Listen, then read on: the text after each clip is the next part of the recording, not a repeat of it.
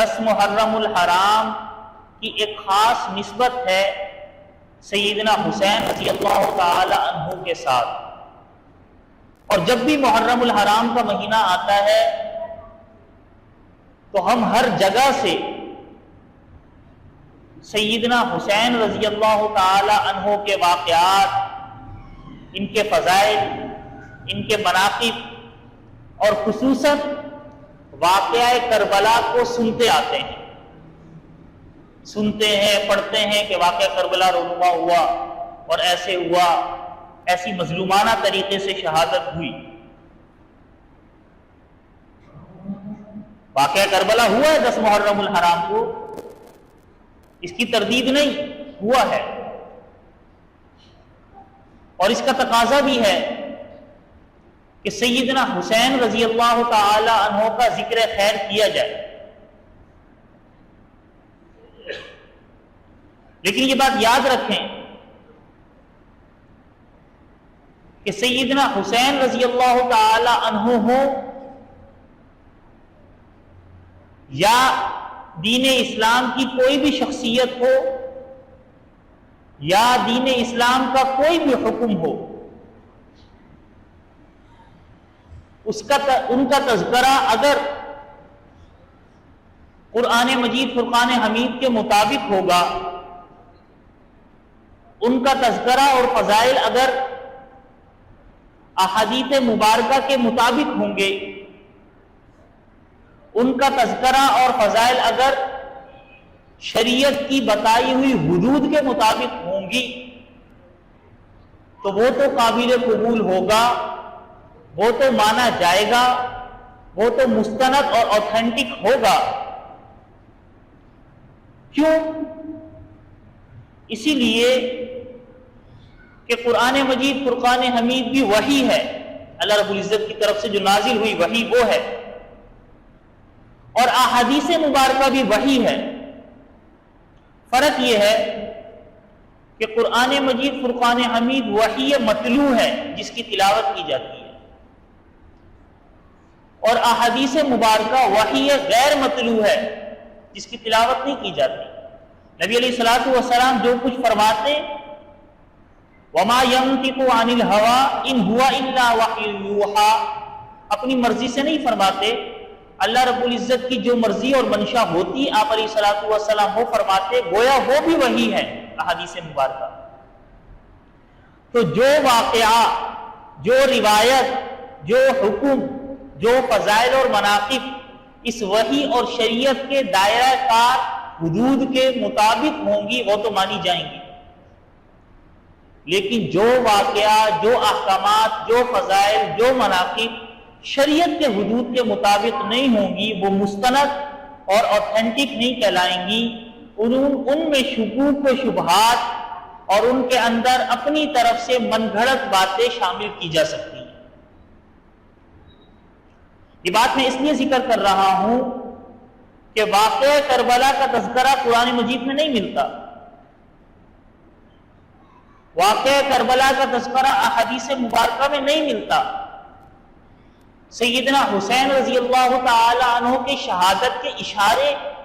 نبی علیہ الصلوۃ والسلام کی احادیث میں ملتے ہیں، لیکن وہ واقعہ کربلا کی تفصیلات نہ قرآن مجید میں نہ احادیث مبارکہ میں، وہ تاریخی کتب میں ہیں، تاریخ کے اندر ہیں، اور تاریخی کتب وہی نہیں ہے، تاریخی کتب نہ قرآن ہے نہ احادیث ہے۔ اس کا مطلب یہ نہیں ہے کہ میں تاریخی کتابوں کا انکار کر رہا ہوں، نہیں۔ تو تاریخی کتب کے وہ واقعات، وہ فضائل، وہ مناقب تسلیم کیے جا سکتے ہیں، مانے جا سکتے ہیں اور مانے جائیں گے جو قرآن مجید، احادیث مبارکہ، شریعت کی حدود کے مطابق ہوں گے۔ لیکن تاریخی کتب میں جو واقعات، جو فضائل یا جو مناقب شریعت کی حدود کے خلاف بیان کیے گئے ہیں، قرآن و سنت کے خلاف بیان کیے گئے ہیں، اسے ایک مسلمان تسلیم نہیں کر سکتا۔ جیسے مثال کے طور پر ہمیں قرآن مجید نے بتایا، حدیث مبارکہ سے ہمیں پتہ چلا کہ اگر غم منانا ہے تو اس غم مناتے ہوئے اپنے گریبانوں کو پھاڑنا، اپنے گالوں پر مارنا، ماتم کرنا اور آہوزاری کرنا، اس کی اجازت نہیں ہے۔ حدیث مبارکہ میں منع کیا گیا ہے کہ من ضرب الخدود وشق الجیوب ودعا بدعوى الجاہلیہ، کہ جس نے اپنے گریبان کو پھاڑا، جس نے اپنی گالوں کو پیٹا اور جس نے جاہلیت جیسی آہوزاری کی، فرمایا فلیس منا، اس کا تعلق ہم سے نہیں ہے، وہ مسلمانوں میں سے نہیں ہے۔ یہ حدیث میں آیا۔ پتہ چلا کہ حدیث میں اس طریقے سے غم منانا اس کی اجازت نہیں ہے۔ لیکن اگر